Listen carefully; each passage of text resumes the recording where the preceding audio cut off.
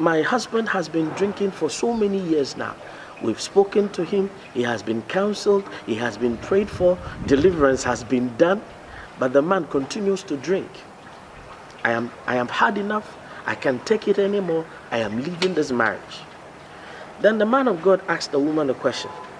When your husband gets drunk, does he come home? The woman said, yes, he does. Then the man of God said, then you have to be grateful. She said, be grateful for what? He said, well, the man is drunk, but at least he comes home. You see, the truth of the matter is this. There are other women whose husbands don't come home. He may not be drunk, he may be sober, he may be okay, all right, but the woman does not even see him.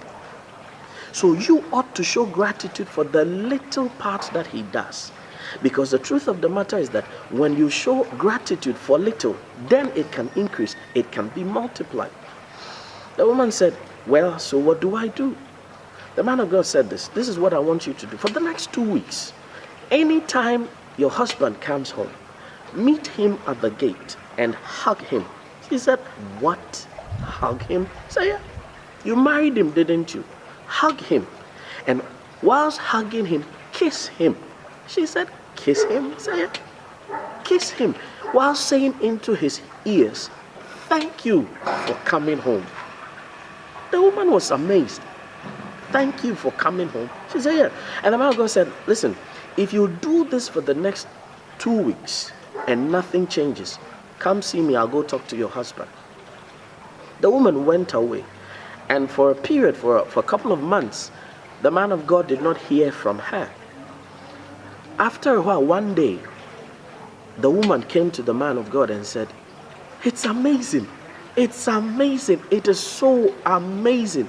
My husband is a different man. He has stopped drinking. He comes home. He is responsible. In fact, my husband is now a deacon in our church. The man of God smiled. Now, the point I want to make is this. Isn't it amazing that a couple of weeks of appreciation for this man could turn his life around, whereas years of abuse, years of being spoken to anyhow, years of not being appreciated did not result in anything? Now you may ask yourself, what really made the difference? You see, in that drunkard of a husband was also a deacon. Because the truth of the matter is that in every man is a fool, but also in every man is a king. It depends on whom you talk to. If you talk to the fool in him, I assure you, foolishness will consistently be in your house.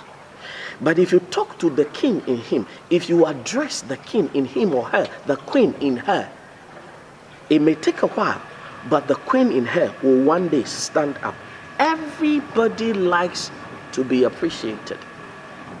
When she stopped speaking to the drunkard in him and began to speak to the deacon in him, the deacon stood out. I want to ask you, the people in your life, your husband, your wife, your children, your brothers, your sisters, your friends, the people around you, how much do you appreciate them? Your subordinates, your bosses, how much do you show appreciation? For all you know, the success you have been looking for, that opportunity, that favor you have been praying for, that grace you have been asking God for things to change in your life. The reason why you're not seeing favor, the reason why things are not coming to you is because you do not know how to appreciate the people in your life. You see, it is not that difficult to meet someone. What is more difficult is maintaining the person in your life. You may be struggling to maintain a fiancé. You may be struggling to maintain a husband, a wife, a marriage, a relationship, a job, all because you do not know how to appreciate the people that God has put in your life. So God looks at the way you treat people and sees hypocrisy. Because you go to church on Sunday, throw up your hands and talk about praising the Lord, giving thanksgiving. And yet, at the same time, the people created in the image of God, the people that God has put in your life to be a blessing to you, these are people that you probably are neglecting. There is this saying that goes that people don't care how much you know until they know how much you care. Let me repeat that. People do not care what you know until they know how much you care. In other words, it's not about how knowledgeable you are. You can get a job with your knowledge. You can get something with your knowledge or your wisdom or some favor or some open door. But in order to be able to maintain relationships, in order to keep the person long enough in your life for you to be able to go forward and succeed in life, you have to learn to show appreciation. So, cultivating a gratitude habit or an attitude of gratitude is something that you need to consciously do. Now, before I end this session, I want you to ask yourself a couple of questions. Where am I today? What is gratitude? How is my gratitude like? Am I a person that easily shows gratitude? You see, every habit can be learned. Every habit can be unlearned. You have to consciously decide that from this day forward, that subordinate that serves me, I am going to show gratitude to. That boss in my life, I will consistently show gratitude to. My wife, that person in my life, I will consciously show gratitude to.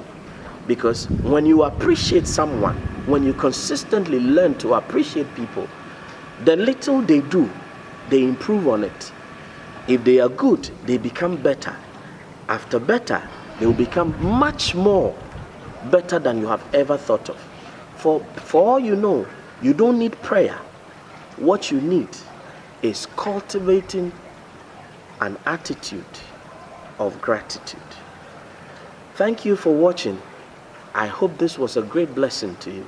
Until I come your way again next time with another life-transforming message, this is Maxwell Macmillan saying, where the word of a king is, there is power.